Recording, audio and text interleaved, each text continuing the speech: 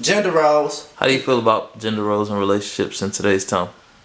First off, I don't even believe in relationships. I'm just gonna be real. Growing up, it's not no secret. Like, I had 6 stepdads. So, literally stepdads, meaning marriage. So, and I felt like I had to tell you that part first. Because when it comes to gender roles, I mean, I cook, I clean, I get a little work. I go to work in the morning, make my own money, take care of my kids. So, it's a perfect question for me to ask a woman as a man. If you want to get married, what will I benefit from you for me to be your husband? Like, I'm not just going to wake up and marry a woman because I feel like I love you. Nah. I think that's boring. I think it's so boring to the point to where, why would I wake up, go to work, come home, eat, go to sleep, wake up, see your face again, the same thing, every day? Like, what are we doing? When everything that you doing around the house, I can do for myself. For example, I had one female, she tell me, I know you be around women, I know you like women, I don't care. Let me just be the one that's at home, making sure you got food at the table and things like that. So I'm looking like, well, how your bills gonna get paid? You feel me? Like I don't need you to cook for me because I'm already cooking for myself. So it's, what is it? What are you really bringing to the table by dealing with a situation like me? Not saying that I'm perfect or anything like that. I could be the brokest person in the world, but one thing I know, this man right here know how to get somewhere. So again, what can I benefit from separating gender roles? But that's my take on it. Next question. What were some examples of fatherhood and motherhood you saw growing up that you implement into your parenting today? Out of my 6 stepdads, one of my stepdads was great. And that's the one that beat me. He was great though, because one thing that I can say is he taught me. He taught me how to use my hands. He taught me how to basically be a man. But I think that it was the ways that he did it. I feel like it was things that he may have suffered from, not to speak on his situation or not to speak on whoever he is. I had multiple, so I won't never say his name or things like that because I'm not going to expose nobody. It's me. It's about me in this situation. So I implement some of the handy things that he taught me as far as being skillful. I thank him today for that. I respect him for that. And I give him a lot of credit for that. After certain situations, me having my kid, going to, just understanding life, I called him out of respect. And I know this may be hard for some people to do, and it took me years to do, but I called him and I told him. I don't even blame him for the things that he did and the way I was treated, and for me not to be his child. Because certain things I don't agree with by me having custody of my own kid, even by me having my own children. Everybody has different opinions about things. But I called him and I told him, I said, I don't even blame you.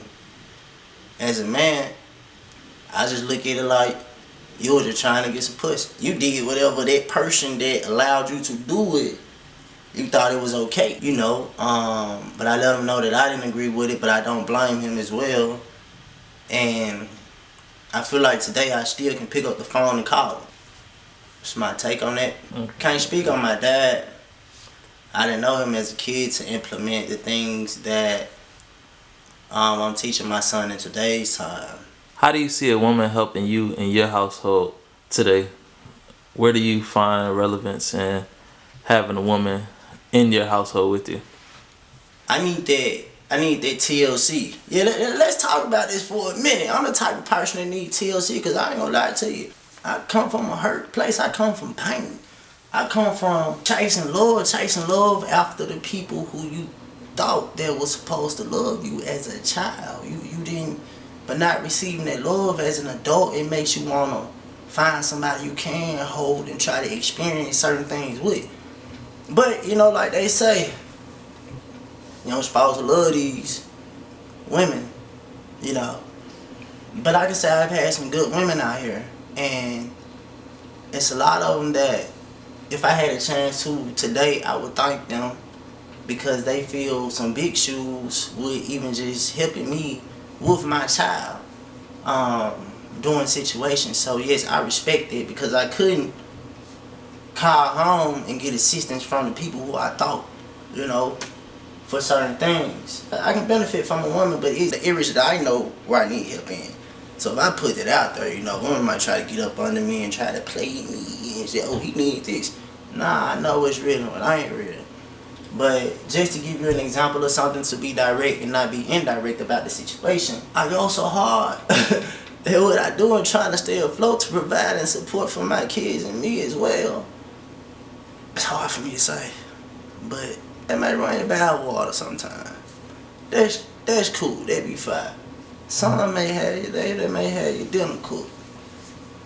I really watch what I eat from people, because I don't trust people with my food and things like that. You know, some sleep people out here.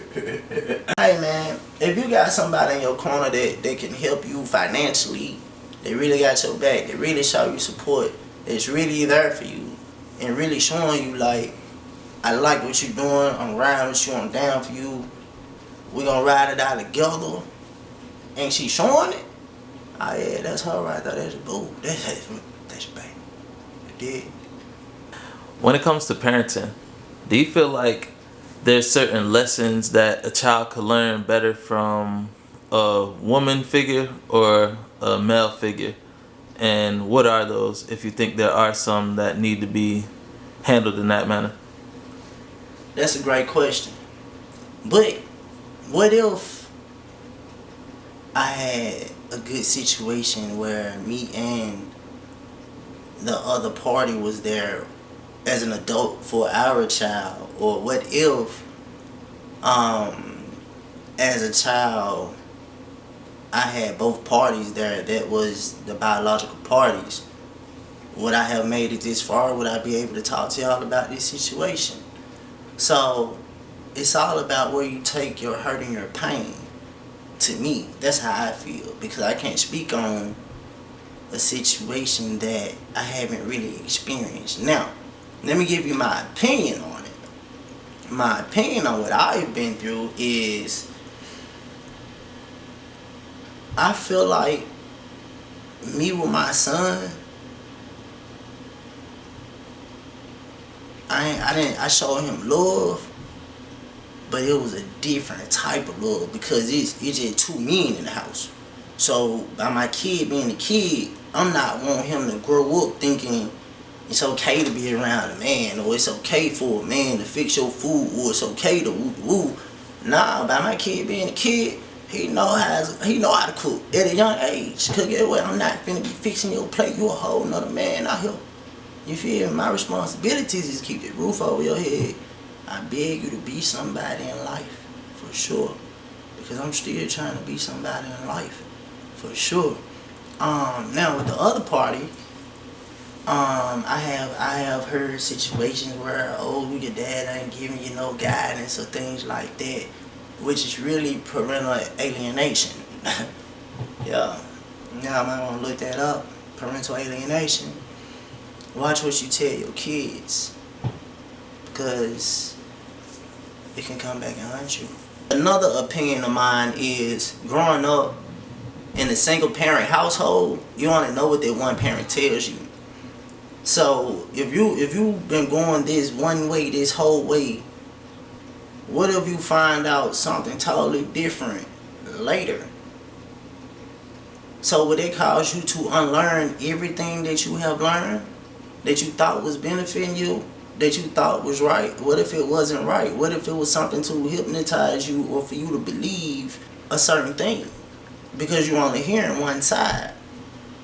What if the other side, the other party comes, and now you're hearing things and it makes sense. It's putting together the missing pieces that you thought, and it felt like that person was there every day of your life. But what if you had to unlearn everything that you thought was right and had to go work on yourself? So would it really be something beneficial by having both people there at a young age? If it detours your thought process later and you thought it was right, like what are you benefit from that? Like, the only thing I think that you can benefit from is understanding your name, your first name, your last name, and then going to find out who that person really is from the inside of yourself. You may have to separate from everybody to go do that. And once you come back, move however you feel. But I feel like a lot of niggas bitch made in reality. Because let's just say somebody grew up with just their mama. Let's just say your mama beat you. You go out there in the outside world. I'm just saying. It's an example. You go out there in the outside world and they don't go out there and get in trouble. And you know they're going to beat you when you come back in the house. Then you go out there and get in trouble. What about when you don't get in trouble? And you get beat up? Or you living in fear? Because you thinking you finna go back home and gonna get beat for trying to protect yourself. So, what are you benefiting? But let me tell you some good out of benefit. I feel like I broke a generational curse. I've had a job since I was 13. I was working at Dale's restaurant in Mississippi. Got fired for stealing tips, so they taught me to never steal from nobody. Me working a job at a young age, it taught me responsibility, but I feel like that took my childhood away. Like, what I know about working and paying bills, at the age of 13, real life, I had a fake ID, all that. I didn't go get it. I'm 13, how I supposed to know? I ain't know how to fill out an application. I'm gonna teach y'all how to fill out an application though. Just in case the other party out there and you don't know how to do it, I'm gonna do it so your kid won't be out there in the street. As I grew and got custody of my son, and I felt like it wasn't right. Like, a kid working at so young of an age, you doing adultish things at the age of 13. So I really feel like I've been pimped my whole life, if you ask me. But when my son, once he was able to get a job, he wouldn't have filled out the application by himself. I didn't know he said, Dad, I got a job. I don't want to say where, because I don't, copyright things, but, he had got a job at a great place. I'm just going to say they're not open on Sundays. So, if you eat there, then you know. A great place. And I told him, I was like, I don't want you to work right now. I want you to be a kid as long as you can be. I want to make sure, like, you have your childhood, because I don't know what they feel like. And I feel like I was raised off of responsibility, which has turned me into a great person. But it was the way things were, the way that it was done. I feel like it could have been done different in today's time. But I also look at it like, well, those people didn't know. So I can't fault them or blame them either. It's now that I know, let me better the situation. And that's where I'm at with it. But I told my son, quit his job. His car broke down. I told him, the is $60. And by you being in school, you're only making $45 a day. So I was like, look, man, quit your job, worry about school until we find something different. But my thing was, I wanted him to be a kid as long as he can be. He wanted to go to work because he wanted to go to work, which is, I'm proud of it, but I don't want him to also be trapped in a situation when he has the ability to go be an entrepreneur. Because also I feel like, as you still a kid and you still got people following you, as long as you can keep good relationships with people, don't get out here act egotistical, don't get ahead of yourself, and just keep good relations, then it's no telling, like, the people that's with you while you're in school are going to grow with you. So just try to keep a good mindset, be positive, and just keep going. And maybe you could be a great entrepreneur one day. Maybe you don't have to work as hard as a person that's already in adulthood and having to go back and backtrack.